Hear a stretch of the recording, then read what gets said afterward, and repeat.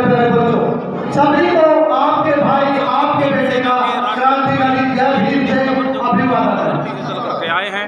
साथियों, में अपना जो केथल की धरती पर ये भव्य प्रोग्राम रखा गया है, ये कहते हैं ना इस देश में बहुत छुआछूत है और जात पात है, पर एक ब्लड डोनेटिंग कैंप रखा, ये एक ऐसा दान है जो अपने आप में महादान है।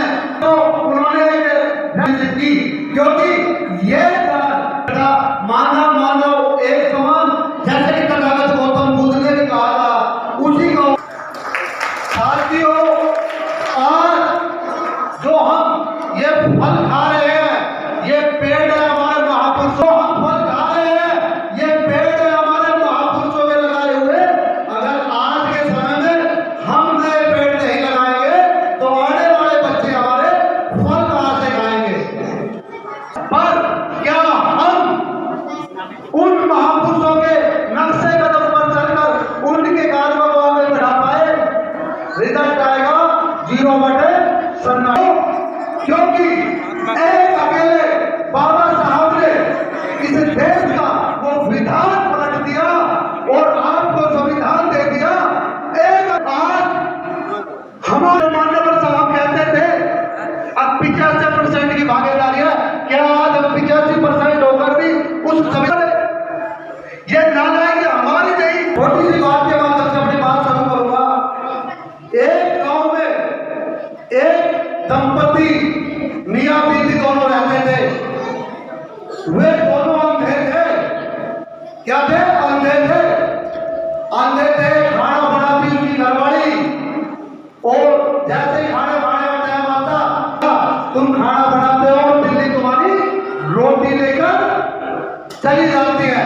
अनपढ़ भी थे, अंधे भी थे, परंतु उनको एक लड़का पैदा हुआ। पड़ोस के दादी अम्मा ने कहा, अगर जब तुम रोटी बनाती हो तो तुम्हारा घरवाला फटका लेके बैठ जाए, एक डंडी लेके बैठ जाए, जब रोटी बनाती हो तो डंडी को दरवाजे पे मारे, बिल्ली अंदर नहीं आएगी और आपकी रोटी सुरक्षित रहेगी। साथियों, उन्होंने देखा और वो काम किया, हर रोज रोटी खाते रहे, पर वो भटके वाली आदत, उनको एक लड़का पैदा हुआ। लड़के ने देखा कभी पिताजी चला जाता है तो बेटा उस भटके को लेकर दरवाजे पे बैठ जाता है। पढ़ा लिखा, उस काबिल उन माँ बाप ने बनाया, उसको एक MBBS डॉक्टर बना दिया।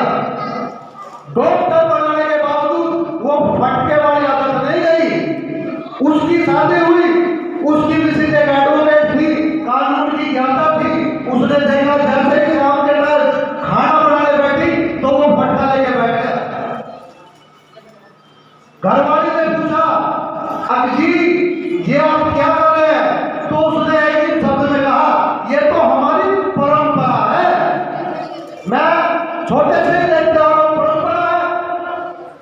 पढ़ी लिखी थी, एडवोकेट थी, उसने देखा, सोचा ये परंपरा हमारे घर में है, किसी और के लगी है। उसने जिज्ञासा आकर पड़ोस में पूछा। पूछने के बाद में कई घरों में कहीं को एक पता चला। एक दादी ने कहा, अरे बेटी, तुम्हारे सास ससुर अंधे थे और बिल्ली उनकी रोटी उठा के ले जाती थी, भूखे मरते थे, इसलिए मैंने बताया अगर भटका मारना चालू कर दो। जब तक भटका मारोगे तो आपकी रोटी सुरक्षित रहेगी और आपका पेट भर सकता है। क्या तुम्हारा घरवाला आज भी काम करता है?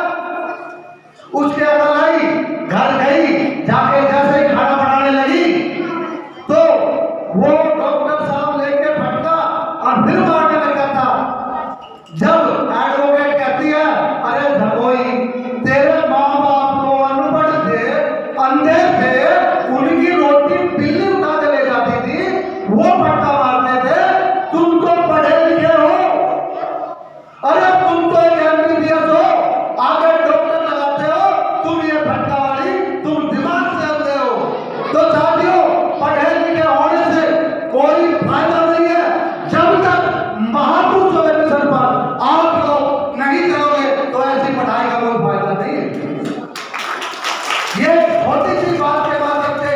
आप लोगों को बीच में बताने का काम किया। मेरा गांव पड़ता है गुड़गांव में नरसिंहपुर, जैसे अशोक भाई ने बताया। साथियों, शिक्षा के लेकर तो यहाँ पे पहल चल रही है। आपके भाई, आपके बच्चे ने भी आज से 3 साल पहले अपनी 1 करोड़ जमीन देकर, दान देकर कबीर भवन बनवाया, और उसमें उस दिन से लेकर 3 साल हो गए ट्यूशन सेंटर चल रहा है। 150 बच्चों को आपका भाई, आपका बेटा फ्री ट्यूशन दे रहा है, क्योंकि बाबा साहब ने कहा था शिक्षा वो शेरनी का दूध है, जो जितनी पिएगा उतनी दहाड़ेगा। ये छोटे छोटे बच्चे हमारे देश का भविष्य है। इनके अंदर ना कोई जात है, ना पात है, ना कोई बिरादरी है, ना के आज हम इनके अंदर बाबा साहब के विचार तमाम डालेंगे तो इनको पता चलेगा महापुरुषों ने हमारे लिए क्या किया था। तो इसलिए शिक्षा जरूरी है।